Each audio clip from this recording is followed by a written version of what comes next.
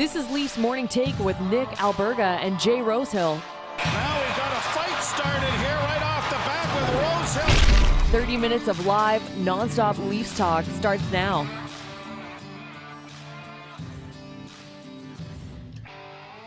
Well, roughly 365 days later, we're ready to be tormented again. Presented by Botano and Skip, it's the Friday edition of Leafs Morning Take and an all-encompassing playoff preview show as you get set for another rendition of the Leafs and the Lightning in the first round.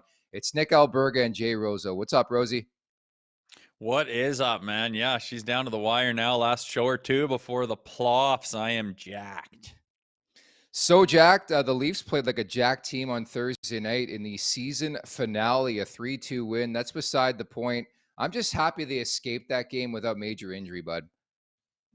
I know that's kind of all you're really watching for. Johnny T was out is about it, but other guys trying to get their cookies and whatnot. And yeah, I mean, I don't know. For some reason, I was a little more nervous before that, the games before. But yeah, just bang that one off, get it done with, and now onto the promised land of the playoffs.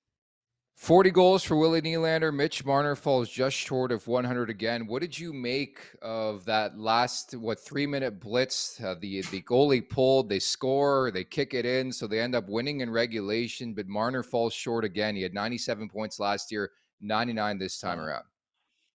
I know he was looking for his cookies at the detriment of the possible win, but going for the empty netter, icing it. I mean, he's blowing the zone on that last push by New York, and he's nowhere to be found, and they end up pretty much scoring on it, but called back. I think he would probably prefer that didn't get called back. He'd be out there in overtime looking for an appetizer, a goal, getting his 100 points. But at the end of the day, it just doesn't freaking matter. I mean, there's just a number, 99, 100. Who gives a shit? But be nice if he got it, but who cares? I think that that's probably in the back of his mind, but not a big priority at all. You know what it is? It's campfire conversation. And I have to credit Jeff O'Neill for saying this on Overdrive on Thursday, that it's down the road someday when he has grandkids, he can tell them he got 100 points in this league. But something tells me Mitch Marner is going to flirt with that number again. And I'd have to disagree with you. Like, you know, I never preach selfishness on this show, but a meaningless game 82, go after it. Personal milestones, whether we want to admit it or not, just look at other sports. They're part of the game. And I think sometimes they should be commemorated and adhered to and talked about, and I think Marner should go for it. Like, he's had an impeccable year, and I didn't care as much about flying the zone and all that. I know you didn't either. Like, that game was so meaningless, man. I laughed about it going in. It was a no-hitter. I think there was 3 body checks delivered last night.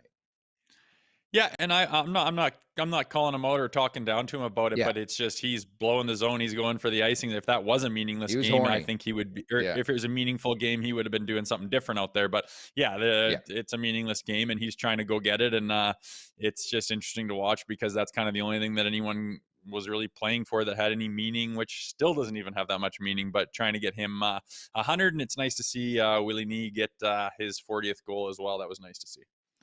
Oh, man, Nylander was on a different level. He was so horny for shots on goal. I saw the plus value at that shot prop, but I'm like, hammer time, because you know this guy, you know what's looming this offseason, Rosie, and we're not going to talk about it, but a contract conversation to be had. And when you could show up to the table and say, hey, I pumped in 40 tucks in this league, that conversation is going to be mighty, mighty fascinating. And he was just so horny for shots last night. Love to see Nylander score that goal, number 40.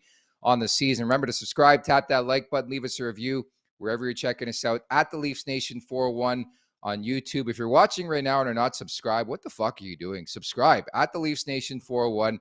Additionally, we're available wherever you find your podcast. Leafs Morning Take, where you can search us wherever you find your podcast. Don't forget as well to visit theleafsnation.com for the very latest on all things Toronto Maple Leafs. Thoughts, comments, questions, or concerns. Big day to do that. Again, we're doing a playoff preview. We're doing a first-round preview here. If you got questions, ask us, and we'll get to them a bit later on in the show. But for now, let's get over the boards.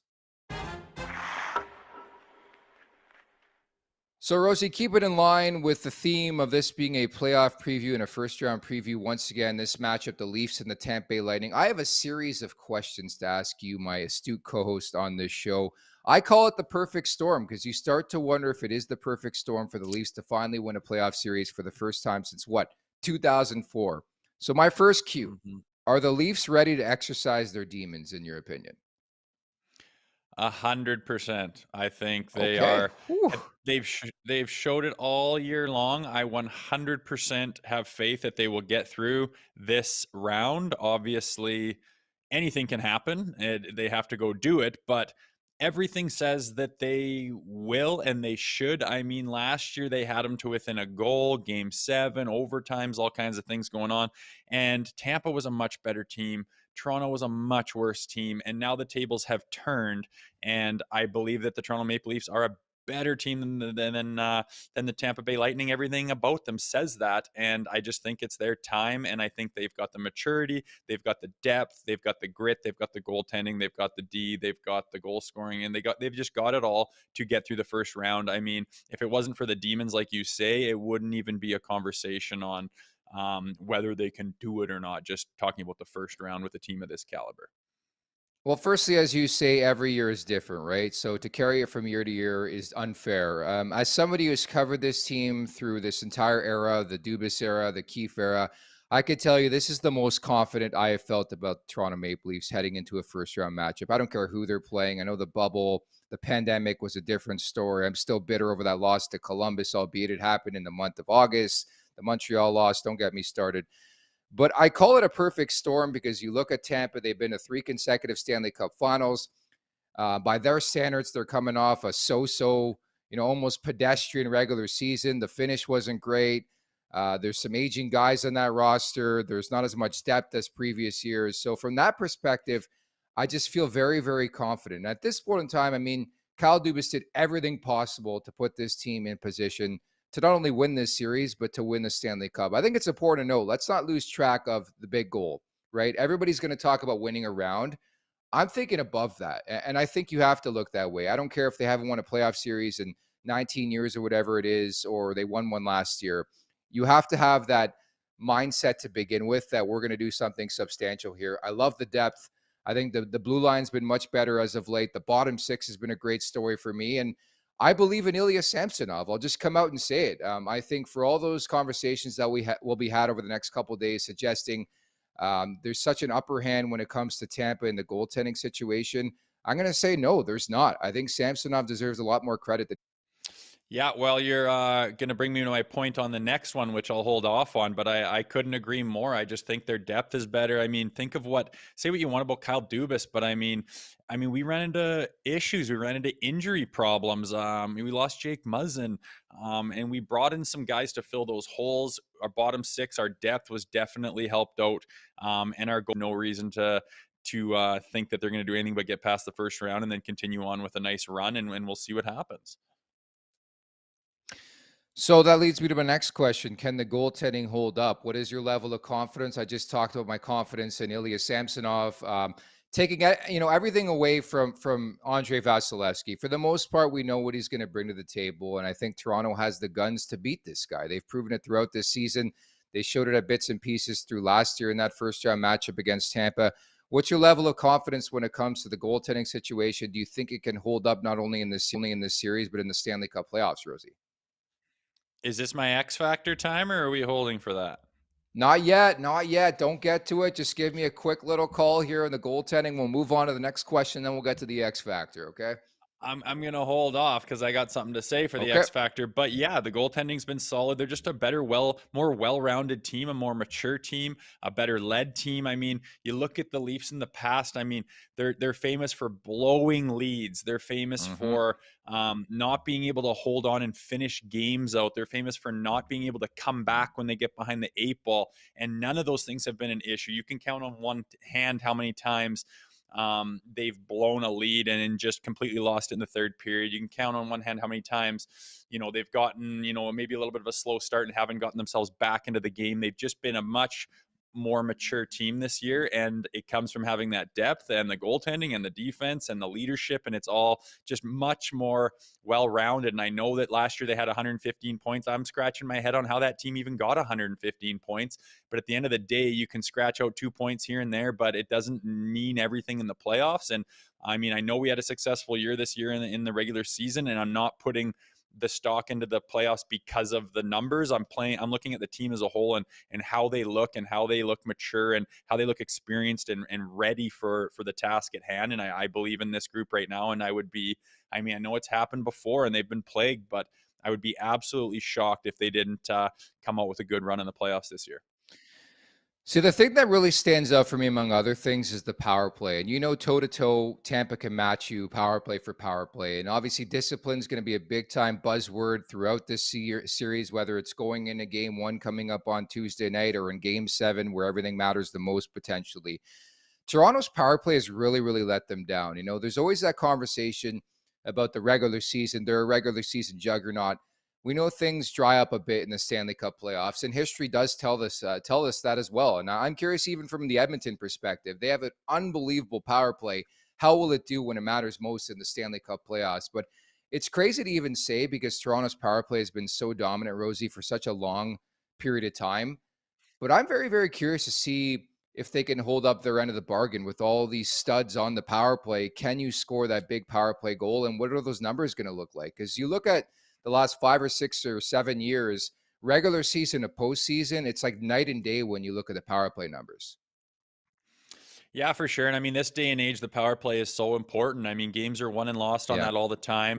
That's why discipline's such a factor. And to be honest with you, the reffing this year has been inconsistent, and it's tough to know what's going to be called night in and night out. And usually you go into playoffs and it's heavy and it's physical and it's big hitting and there's scrums, and you got to expect them to let you play a little bit more in the playoffs, but at the same time, you got to figure out where that line is. And I think that, we are not the most physical team in the world. We are fairly disciplined, but you got a guy like Michael Bunting who's going to have, a Corey Perry is going to be under his skin and testing those limits. And Corey Perry is like one of the best guys at straddling that line and getting guys to bite. And Bunting's going to have to be important and be disciplined, to stay out of the box. That's going to be very important this year. And, nonetheless, there's going to be power plays on both sides. And we know what Tampa's power play is capable of. We know what ours is capable of, and whether they can put it together in the playoffs or not. I mean, that's why we play it, to find out, to see what we got. And,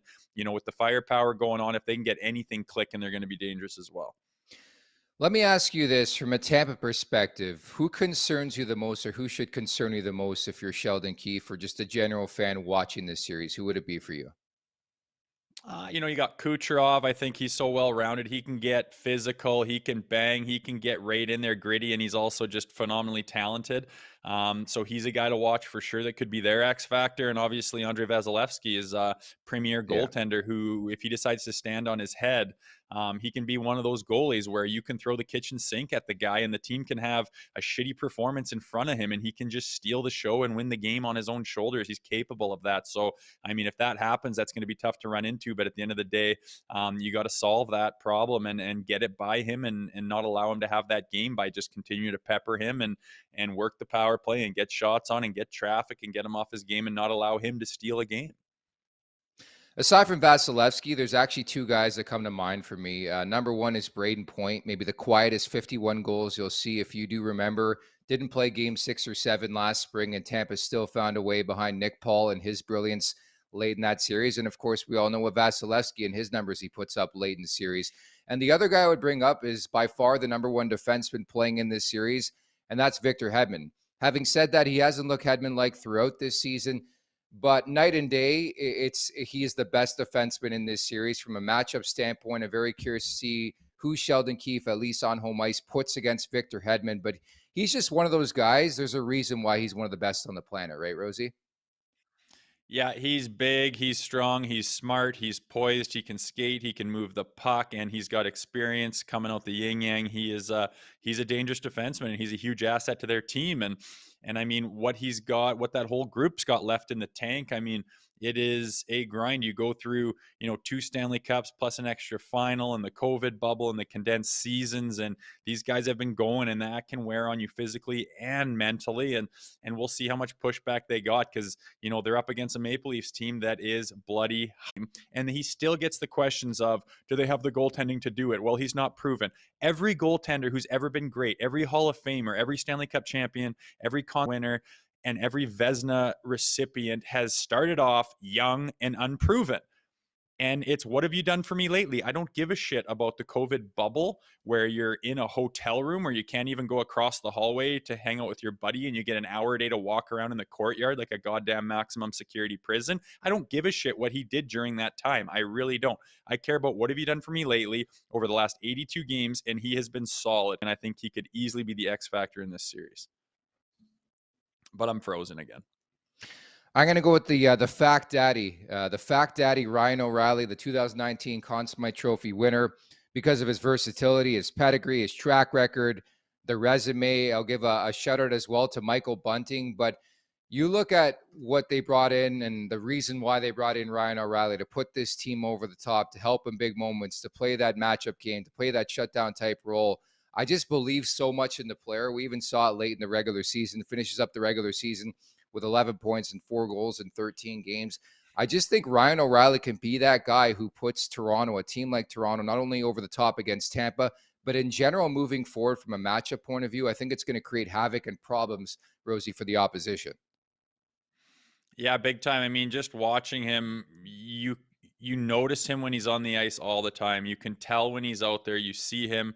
He's effective in so many different ways, and he's just got a presence about him. And that's exactly what they did. They brought him in to bring them over the top. And we're talking here about the playoffs for how long, and we haven't even mentioned Austin Matthews or Mitch Marner or Nylander or Tavares, and we've been talking for quite a while here about these players and what they can bring to the team, and that just shows the depth that they have. And him being out there kind of frees up Matthews, and doesn't, like last year we were just putting all the pressure on them saying, score 2 goals for us tonight and win the game for us. And I mean, that's a lot to ask against these opponents in the Stanley Cup playoffs. And they don't have to have that pressure on them so much, and I think that will free them up to jump out and be the superstars that they are. They're just so deep, and there's so many stars, and 100% you bring out Ryan O'Reilly and he just puts them over the top and really rounds out their forward core very nicely.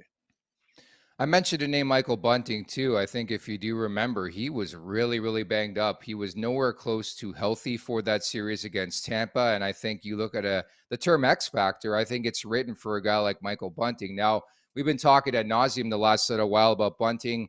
How does he play his game to his benefit? How does he not cross that line? The officiating is going to be a big story in the series as well. Yeah, if Bunting's going to be a factor, I want him to move his feet like crazy, be as physical as possible. Don't back down from anything when you get challenged, and stop fucking diving and laying on the ice and flipping on your back and doing barrel rolls on the ice. No, you're not fooling anybody, and you already have the reputation. So not only are you going to get the calls, but you're going to get the opposite benefit of the doubt, where they're going to be watching for you to pull that shit. So stay on your feet. You are going to find those soft spots. Goals are going to get banged in off of you. You're going to find, seams and set up plays, and you're going to be so involved, and you're going to be a factor. Just don't get caught up in the bullshit of trying to draw penalties or any of that. Move your feet. That stuff will come. They're going to be all over you, and you'll be a factor this year.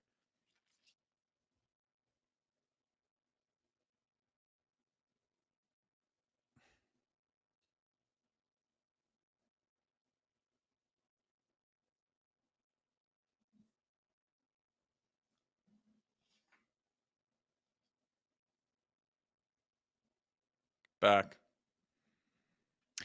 That segment was brought to you by our new friends over at Skip. We're happy to tell you about Mitch's Dishes by Skip. Using the promo code TLN15 on the Skip the Dishes app, you get $15 off when you spend $30 or more on Mitch's Dishes. Please note that this offer is exclusive to Skip. Additionally, a portion of the proceeds will be donated to the Marner Assist Fund to combat food insecurity. Skip is currently serving up game time eats across the GTA and Ontario in the likes of Brampton, Guelph, Kitchener, Toronto, Oshawa, and Waterloo, among other places. If Mitch likes it, it's got to be great, Rosie. As we look at the upcoming schedule, all we know as we have this conversation right now is game 1 and 2 will take place at Scotiabank Arena on Tuesday and Thursday night. What's your level of concern now with Ilya Samsonov, the time off, and what would that leash look like, right? Because you look at the goaltending matchup in that series. I know Vasilevsky skipped some games late in the season. But knowing Joseph Woll has won 6 straight games, knowing how the crowd and everybody feels about Joseph Woll, what's that leash look like for a guy like Ilya Samsonov? It's long. I mean, he's their number Yeah. one goalie. He's played the best. His numbers are fantastic, and he's got confidence and poise. And what I love about him the most is how confident he looks in the net, and that he gives like a calming presence in the D zone. He's never scrambling. He's never out of position. He's just poised and confident, and that reverberates through the lineup and through that D zone when you're getting peppered and you're stopping so many goals. And I think he's capable of making that big save that saves the game. And I think he's proven that. So I think his leash is long, and he's certainly not on a short leash. Why the hell would he be on a short leash? I don't even know why we're talking about it. Wall's great, and that's great, and I have confidence in him backing him up. But Ilya Samsonov is, far as I'm concerned, barring any major injury, I believe that he's going to be the guy that's going to play every single game in this series. And there's no reason, barring any disaster, for you even to be talking about Joseph Woll going in, because Sammy's been so good all year, and he's the guy. Yeah, I understand that. It just when you get to the pressure cooker of the Stanley Cup playoffs on a game by game basis, you just never know what's going to happen. That's why I'm just bringing it up, because every year it seems more and more now, in the time of volatility and the time of analytics, with the exception of a couple of teams, they're going to start every game. There's just always this ability by coaches to be like, you know what, we're going to go to the next guy or another guy in between the pipes to change the momentum, change the look. And you look at Wall. I mean, this. I can tell you right now, the conversation's coming. Grant, if the Leafs lose a game, it's going to start getting out there. I'm just telling you from my experience covering this team, the media in that perspective. But I'm with you. I think there's got to be a substantial leash on Ilya Samsonov. First and foremost, you brought it up. Like, this guy has earned this opportunity. Matt Murray aside, even if Matt Murray was healthy right now, which he never is, Ilya Samsonov profoundly is the guy. So you get that out of the way. Number two, Joseph Woll, small sample size in the league. So even after a loss, I think it's an afterthought. I think you ride and die with a guy like Ilya Samsonov, which leads me to my other question. Matthew Knies, your assessment through 3 games, Rosie. We talked about this a bit yesterday, but would you have Matthew Knies in your game 1 lineup, or would you have him as a guy on your bench right now, just chill out, maybe at the first crack or a first loss, you insert him in your lineup? I would play him game 1 100%. He Yeah. is dynamic, he is strong, he's ready. He just looks so good out there, and I mean, a little bit of lack of experience, okay, that's the knock on him right now, but it's through no fault of his own. It's just that's up in the air. He hasn't been tested in the playoffs, so what is he going to do? How is he going to look? Well, there's only one way to find out. But if you're trying to just on paper look at names and look at players that can play for you, and you're going to put together the best 20-man roster that you can put together for the playoffs to give yourself the best chance to win, and you leave that guy out, I think you're call. He is by far one of the top 20 guys that should be in that lineup. And there's more than one guy that I would take out for Matthew Knies. And if he's not in game 1, then I think they're just, I wouldn't be able to justify it or explain it after seeing what he's capable of in this league already. Fair enough. Okay, let's get to the Betano wrap-up. It's presented by Betano.ca. The game starts now, 19 plus. Please play responsibly. And tonight, Rosie, I'm going to look at the Blue Jays game. The Tampa Bay Rays in town, 13-0. It really, really is insane. And for me, very comparable to the NHL. The Boston Bruins just steamrolling the opponent through the regular season. Now it's happening to another Toronto sports franchise in the form of the Tampa Bay Rays. So they visit town on a Friday night. Patios are open, great weather. I'm going to take the Jays money line, plus money, as you see on your screen right now, plus 112. I know it's an iffy pitching matchup. Jose Barrios was good like 2 years ago. Drew Rasmussen's had a really, really good start, but I'm going to favor the home side because you look at that round number, 13-0 for Tampa. They have to lose eventually, right?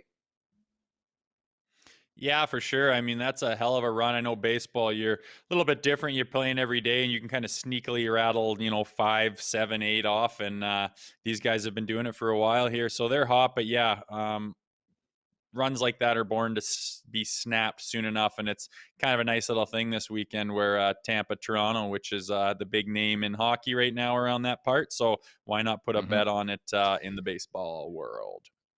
All right, just to wrap with the chat here, it's hot and heavy as per usual. Feeling good on a Friday. Jody writes in, "Hello guys, great show. Mitch will get his 100 next season." Okay, I can deal with that. Sean writes in, "That game sucked. Give me more Tampa." I totally agree. That was like a no hitter of epic proportions. Michael writes in, "Nyes will sniff 100." That's a hot take right there. Frank, only if he's sniffing Mitch. I love the back and forth here in the chat. Tim says, "What's up? What's going on, Tim?" Sean, Tampa's game looks like worn out first baseman's glove. That's fair enough. As a guy who played one bagger my whole life, I can attest to that. I went through a couple. The ball hits the glove a lot. I get it. Hedman looks like 65% Hedman. I wouldn't go that far. I do think there's a bit of a switch to be flipped with this Tampa team. Eric writes in, "Man, I don't care how Tampa's playing right now. Ploffs, Tampa is a different team." How would you speak to that, Rosie? Because I think there's value in that comment. Yeah, for sure. I mean, I think if anyone knows the regular season is only so valuable, it's those guys, and they know what to do in the playoffs. And yeah, they're not the Tampa of old. They don't look like it, but what's left in the tank, mentally and physically, and are they waiting to turn it up? And are they gonna, be the Tampa of old in the playoffs? Yet to be seen. We don't know, but all we do know is they have the pedigree, they have the experience.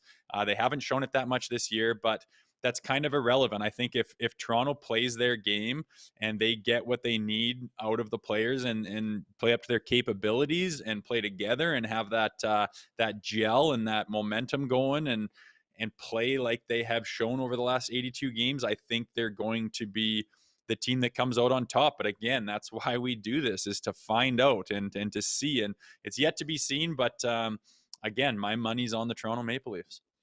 I'm jacked up, Rosie. Coming up on Tuesday is game one of this series. Again, we know game two will be Thursday, and I'm sure we'll find out maybe on Friday, as early as Friday, when the rest of the series will take place. So we got one final show, one final dress rehearsal. It's going to be like game 82 coming up on Monday, and then it gets going for real on Tuesday, Rosie.